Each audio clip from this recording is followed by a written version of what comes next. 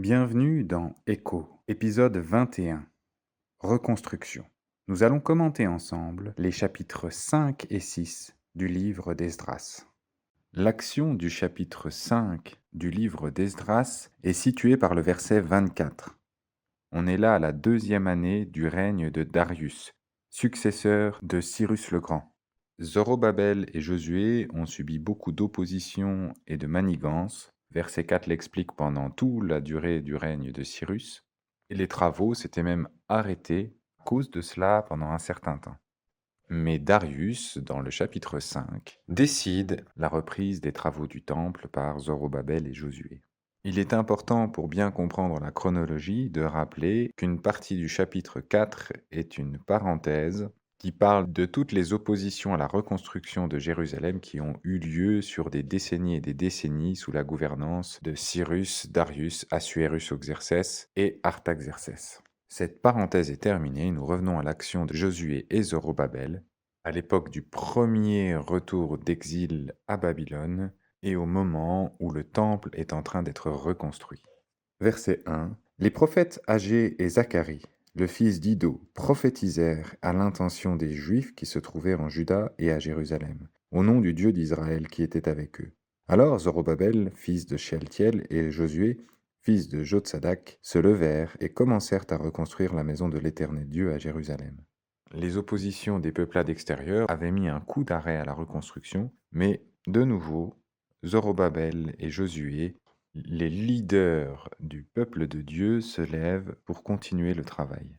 Les prophètes de Dieu étaient là à leur côté pour les soutenir.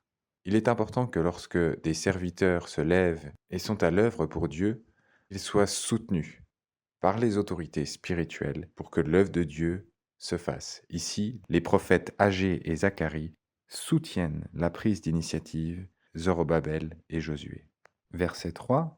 À la même époque, Tatnaï, qui était gouverneur de la région située à l'ouest de l'Euphrate, Shethar-Boznaï et leurs associés vinrent les trouver et leur demandèrent « Qui vous a donné l'autorisation de reconstruire ce temple et de relever ses murs ?» Nous leur avons donc dit quels étaient les noms des hommes qui reconstruisaient cet édifice. Cependant, Dieu veillait sur les anciens des Juifs et on laissa continuer les travaux pendant l'envoi du rapport à Darius jusqu'à la réception d'une lettre sur cette affaire. Tatnaï, le gouverneur ici, n'est pas nécessairement dans une opposition. Il fait son travail, il s'interroge et fait un rapport au roi. D'autant plus que nous sommes ici dans le début de la succession entre Cyrus le Grand et Darius. Le gouverneur veut s'assurer que l'autorité du nouveau roi valide cette reconstruction. Contrairement à certaines oppositions qu'on a pu lire dans le chapitre précédent du livre d'Esdras, qui étaient clairement partisanes et teintées d'une haine pour le peuple d'Israël, ici on verra que dans la lettre qu'il a envoyée au roi, il décrit simplement les faits. Au verset 6, voici la copie de la lettre envoyée au roi Darius par Tatnaï, gouverneur de la région située à l'ouest de l'Euphrate, Shethar-Boznaï et ses associés d'Apharsac qui habitaient cette région. Ils lui adressèrent un rapport dont voici la teneur. Tous nos vœux de paix, roi Darius. Roi, tu dois savoir que nous nous sommes rendus dans la province de Juda, à la maison du grand Dieu. Or, elle est reconstruite en pierre de taille et le bois est posé contre les murs. Ce travail est effectué avec soin et progresse rapidement entre leurs mains. On voit ici que le peuple d'Israël fait du bon travail. Nous avons interrogé les anciens en leur demandant « Qui vous a donné l'autorisation de reconstruire ce temple et de relever ses murs ?»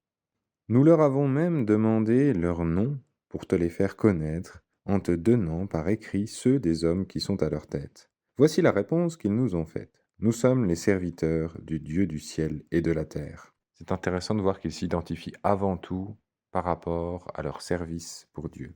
Et nous reconstruisons le temple qui avait été construit il y a bien longtemps. C'était un grand roi d'Israël qui l'avait construit et terminé. On parle ici de Salomon, bien sûr. Mais nos ancêtres ont irrité le Dieu du ciel, de sorte qu'il les a soumis à la domination du Babylonien Nebuchadnezzar, roi de Babylone, qui a détruit ce temple et exilé le peuple à Babylone. Toutefois, la première année de son règne sur Babylone, le roi Cyrus a donné l'ordre de reconstruire cette maison de Dieu. Il a même retiré du temple de Babylone les ustensiles en or et en argent de la maison de Dieu que Nebuchadnezzar avait enlevés du temple de Jérusalem et amenés dans le temple de Babylone. Il les a fait remettre au dénommé Sheshbazzar, qu'il a désigné gouverneur. Et il lui a ordonné de prendre ces ustensiles, d'aller les déposer dans le temple de Jérusalem et de reconstruire la maison de Dieu sur son emplacement. Ce Shebazar est donc venu, il a posé les fondations de la maison de Dieu à Jérusalem, et depuis ce moment jusqu'à maintenant, elle est en construction, sans avoir encore été terminée. Maintenant, si le roi le juge bon, que l'on fasse des recherches dans le dépôt des trésors royaux à Babylone pour vérifier si le roi Cyrus a effectivement donné l'ordre de reconstruire cette maison de Dieu à Jérusalem. Que le roi nous fasse connaître ensuite quelle est sa volonté concernant cette affaire. Il y a plusieurs choses intéressantes qui apparaissent dans cette réponse. La première, encore une fois, c'est une véritable transparence du peuple d'Israël par rapport aux autorités. Ils sont le peuple de Dieu, mais ils sont transparents par rapport aux autorités et font les choses dans les règles. Je pense que c'est un exemple à suivre pour nous aujourd'hui. Ensuite, il est remarquable de voir combien ce peuple est un peuple d'historiens, qui connaît son histoire et l'histoire. Ils n'ont pas besoin d'aller dans une bibliothèque quelque part pour savoir qu'est-ce qu'il s'est passé avant. C'est un peuple particulier. On verra que Darius va avoir besoin d'aller dans la bibliothèque du trésor royal pour accéder aux informations qui sont connues naturellement des Israélites. Au travers de la façon dont ils se transmettent les événements, leur précision, leur désir de transmettre les événements exacts, la façon dont les lieux géographiques qu'ils ont occupés ont été nommés, le nom qu'ils donnent à leurs enfants pour faire porter du sens. Par exemple, Zorobabel signifie né à Babylone. Il représente de par son nom le fait que le peuple d'Israël a été exilé à Babylone, et tout le peuple d'Israël est au courant que c'est à cause de leur faute collective. Et quand on parle de la reconstruction du temple, ils se souviennent de la gloire du temple de Salomon, tout ça accompagné aussi par la parole des prophètes, qui se réalise et vient encore enrichir cette connaissance et cette mémorisation des événements historiques. Et c'est vraiment un peuple remarquable à ce niveau-là. Ils ont tous une bibliothèque de livres d'histoire dans la tête. Rappelons aussi que les scribes juifs font preuve d'une honnêteté remarquable par rapport aux événements. Les historiens des peuples dans l'Antiquité, et même à l'époque moderne, ont tendance à oublier les périodes sombres qui les concernent, afin de transmettre une vision d'eux embellie dans l'histoire. Ce n'est pas le cas des scribes juifs. En effet, la Bible regorge de défaites militaires, de défaites spirituelles aussi lorsqu'ils se détournent de Dieu, de punitions de Dieu à leur égard, comme l'exil à Babylone. Ce qui montre que leur préoccupation n'est pas de donner d'eux une bonne image dans l'histoire, mais bien de traduire la vérité, de rapporter les faits avec précision et honnêteté. La réaction du roi Darius à cette lettre sera décrite dans le chapitre 6. C'est la fin du chapitre 5 du livre d'Esdras. Esdras, chapitre 6. Le chapitre 5 nous avait laissé sur une lettre d'un gouverneur de la région située à l'ouest de l'Euphrate qui s'appelle Tatnaï, qui a été transmise au roi Darius, successeur de Cyrus le Grand. Dans cette lettre, le gouverneur informait Darius que le peuple d'Israël continuait à rebâtir le temple de Dieu à Jérusalem. Il relayait la parole des Israélites qui lui proposaient de vérifier dans les documents officiels historiques qu'ils étaient bien dans leur bon droit de reconstruire le temple par rapport à l'édit de Cyrus. Au verset 1, alors le roi Darius donna l'ordre de faire des recherches dans le bâtiment des archives, où l'on disposait les trésors à Babylone, et l'on trouva à Ashméta, dans la place forte, qui se trouve dans la province de Médie, un rouleau sur lequel était consigné le rapport suivant. Encore une fois, la description des événements est quand même très précise. C'est une qualité remarquable chez les scribes juifs comme Esdras, l'auteur de ce livre. Au verset 3, la première année de son règne, le roi Cyrus a donné l'ordre que voici concernant la maison de Dieu à Jérusalem, que le temple soit reconstruit pour être un endroit où l'on offre des sacrifices, et qu'il ait des solides fondations. Il aura 30 mètres de haut et de large. 3 rangées de pierres de taille et une rangée de bois neuf. Les frais seront pris en charge par le palais royal. De plus, on rendra les ustensiles en or et en argent de la maison de Dieu que Nebuchadnezzar avait enlevés du temple de Jérusalem et amenés à Babylone. Chacun retrouvera sa place au temple de Jérusalem. On les déposera dans la maison de Dieu. Darius commence par citer les écrits de Cyrus.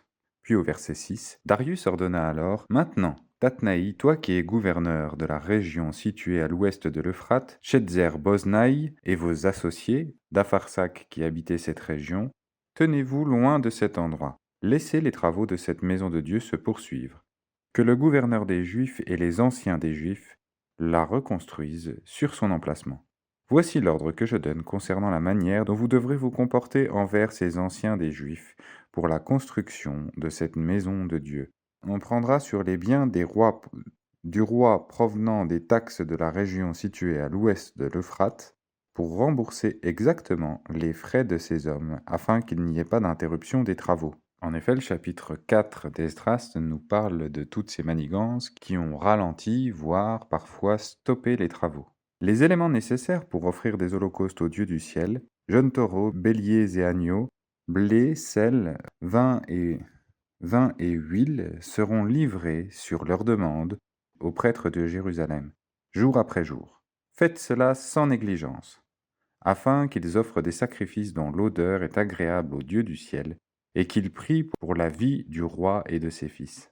Et voici l'ordre que je donne concernant tout homme qui modifiera ce décret. On arrachera une poutre à sa maison, on la dressera pour l'y empaler, et l'on fera de sa maison un tas de décombres. Que le Dieu qui fasse résider son nom à cet endroit renverse tout roi et tout peuple qui chercherait à modifier ce décret, à détruire cette maison de Dieu à Jérusalem. C'est moi, Darius, qui ai donné cet ordre, qu'il soit fidèlement appliqué. Quelle grâce que Dieu fait aux Juifs ici. Après des décennies d'opposition, Darius donne une approbation totale à la reconstruction du temple. Il y a plusieurs raisons à cela. Déjà, c'est qu'il respecte ce que Cyrus le Grand a proposé dans son édit. N'oublions pas que les traces de l'action de l'Éternel dans l'histoire de Babylone au travers du ministère de Daniel peut aussi avoir influencé Darius de la même manière que Cyrus a dû être influencé par cela. D'autre part, il y a peut-être une méfiance à propos de ce Dieu qui aurait donc le pouvoir d'agir et qui, d'après ses dires, résiderait à Jérusalem. Certains grands rois comme Nebuchadnezzar ont chuté à cause de ce Dieu. Donc il est évident que même dans sa vision polythéiste des choses, il préfère avoir ce Dieu avec lui que contre lui. Et une autre raison, peut-être plus terre-à-terre, peut aussi être invoquée, le fait de financer de cette manière une population locale lui assure ce qu'on pourrait appeler une certaine paix sociale. C'est une population de moins qui se retournera contre lui si les choses vont mal. Peut-être pourra-t-il s'y appuyer pour trouver des alliés. Ce type de manœuvre politique, notamment au début d'une prise de fonction, comme c'est le cas pour le roi Darius, est également tout à fait compréhensible. Quoi qu'il en soit, on voit qu'au travers de tout ça, Dieu est vraiment à l'œuvre pour venir donner les moyens aux Juifs de reconstruire la maison de Dieu à Jérusalem. Et c'est ce qui arrive. Verset 13. Tatnaï, gouverneur de la région située à l'ouest de l'Euphrate, Shethar-Boznaï et leurs associés se conformèrent fidèlement à l'ordre que leur avait envoyé le roi Darius. Quant aux anciens des Juifs, ils progressèrent rapidement dans la construction encouragée par les prophéties du prophète Agé et de Zacharie, fils d'Ido. Ils finirent de construire le temple suivant l'ordre du Dieu d'Israël et suivant l'ordre des rois perses Cyrus, Darius et Artaxerxès. La volonté de Dieu est alignée avec la volonté des rois, ou plutôt les rois ont aligné leur volonté à celle de Dieu. Il fut terminé le 3e jour du mois d'Adar, la 6e année du règne du roi Darius. Ce qui nous amène environ en 515 avant Jésus-Christ, à savoir 22 ans après le premier édit de Cyrus. et le premier retour à Jérusalem de Babylone, dirigé par Zorobabel et Josué. Il y a une subtilité chronologique ici, puisque Artaxerxès est cité, alors que son appui à la reconstruction de Jérusalem viendra plus tard, puisque nous sommes sur le règne de Darius, bien avant l'arrivée d'Artaxerxès. Mais rappelons que c'est Esdras qui écrit ce livre, qui lui est revenu à Jérusalem sous le règne de Artaxerxès. Et c'est pour ça qu'il est cité ici. Verset 15. Il fut terminé le 3e jour du mois d'Adar. Les Israélites, les prêtres, les Lévites et le reste des Juifs issus de l'exil firent avec joie la dédicace de cette maison de Dieu. Ils offrirent pour sa dédicace 100 taureaux, 200 béliers, 400 agneaux, et, comme victime expiatoire pour tout Israël, 12 boucs, d'après le nombre des tribus d'Israël. Ils mirent en place les prêtres selon leur classe et les Lévites selon leur division pour le service de Dieu à Jérusalem, conformément à ce qui est écrit dans le livre de Moïse. La dédicace du temple reconstruit à Jérusalem a dû être une fête d'une dimension concrète et spirituelle, d'une envergure remarquable. Le nombre des animaux sacrifiés en témoigne. Les Juifs issus de l'exil célébrèrent la Pâque le 14e jour du premier mois. En effet, les prêtres et les Lévites s'étaient purifiés ensemble. Tous étaient purs. Les processus de purification des prêtres sont complexes et prennent du temps. La Pâque n'a pas été fêtée tout de suite. Il y a d'abord eu un temps de purification. C'est important de se rappeler de comment les Juifs conçoivent leur rapport aux rituels, non pas pour les reproduire, puisque nous n'avons plus besoin d'offrir de sacrifices et d'agir de cette manière depuis que le sacrificateur parfait est devenu le sacrifice parfait pour accomplir une fois pour toutes la réconciliation de l'humanité avec Dieu. Je parle évidemment de Jésus-Christ, mais cette marque de respect pour la pureté lorsqu'il s'agit des choses de Dieu chez les Juifs nous rappelle une chose importante à toujours garder à l'esprit, c'est que Dieu est saint et parfait, et n'entre dans sa présence que ceux qui sont saints et parfaits, ou ceux qui ont un médiateur saint et parfait qui s'est offert pour eux, ce qui est le cas pour tous ceux qui croient en la vie, l'œuvre, la mort et la résurrection de Jésus-Christ. En effet, les prêtres et les Lévites s'étaient purifiés ensemble, tous étaient purs. Ils sacrifièrent l'anneau pascal pour tous les frères juifs issus de l'exil, pour leurs frères les prêtres et pour eux-mêmes. Les Israélites mangèrent le repas de la Pâque, de même que tous ceux qui avaient pris leur distance d'avec les pratiques impures des nations installées dans le pays et s'étaient joints à eux pour rechercher l'Éternel, le Dieu d'Israël. On voit ici qu'il y a eu quand même une ouverture du peuple d'Israël à l'extérieur. Les personnes dont ils ont discerné qu'elles avaient un réel désir de chercher l'Éternel ont été acceptées parmi eux et sont acceptés à ce repas de la Pâque. Ils célébrèrent avec joie pendant 7 jours la fête des pains sans levain, car l'Éternel les avait réjouis, en disposant le roi d'Assyrie à les soutenir dans les travaux de la maison de Dieu, du Dieu d'Israël. On arrive ici à la fin d'une première partie dans le livre d'Esdras. C'est celle qui concerne le premier retour à Jérusalem, sous la conduite de Josué et Zorobabel. Si on devait résumer cette partie, on dirait qu'ils ont été autorisés par les rois qui se succèdent à revenir construire le temple de Jérusalem, qu'ils ont eu des oppositions, et qu'avec l'aide de Dieu, ils ont triomphé de ces oppositions pour terminer sur une véritable note d'espoir dans la reconstruction concrète de la maison de Dieu à Jérusalem. Et cette grande fête qui vient clôturer tout ça. Tout semble être sur de bons rails. Bientôt, il y aura un deuxième retour d'exil de Babylone dans lequel Esdras, l'auteur de ce livre, prendra une part importante. Et c'est ce que nous verrons au chapitre 7. C'est la fin du chapitre 6 du livre d'Esdras. Les chapitres 5 et 6 du livre d'Esdras nous montrent que parfois, Dieu fait en sorte que le service pour lui devienne facile. Après des années d'opposition à la reconstruction du temple, il inspire le nouveau roi Darius à laisser le peuple d'Israël reconstruire le temple. Il place également un gouverneur, Tatnaï, qui ne va pas être dans une opposition stérile au peuple d'Israël. Et tout ça rend possible la reconstruction du temple. Il y aura dans notre service pour Dieu des moments d'opposition. dans lesquels il nous faut appeler Dieu à l'aide pour pouvoir avancer. Et parfois, Dieu mettra des choses en place pour que nous puissions avancer d'une manière efficace sans que quoi que ce soit ou que qui que ce soit ne puisse se mettre en travers de notre chemin. En tant que chrétien, il nous faut donc discerner ces périodes, en particulier pour avancer lorsque tous les feux sont ouverts, pour faire preuve d'initiative et avancer unis tous ensemble dans la direction du service pour Dieu. On notera que les responsables du peuple d'Israël, que ce soit Zorobabel, Josué ou les prophètes, sont unis dans cette période politiquement propice pour la reconstruction du temple. Et cette unité est un exemple. Quand les feux sont ouverts, il nous faut marcher dans l'unité pour avancer. Malheureusement, parfois, l'Église est dans la difficulté et on se serre les coudes, et quand tout va bien, il peut y avoir un manque d'unité.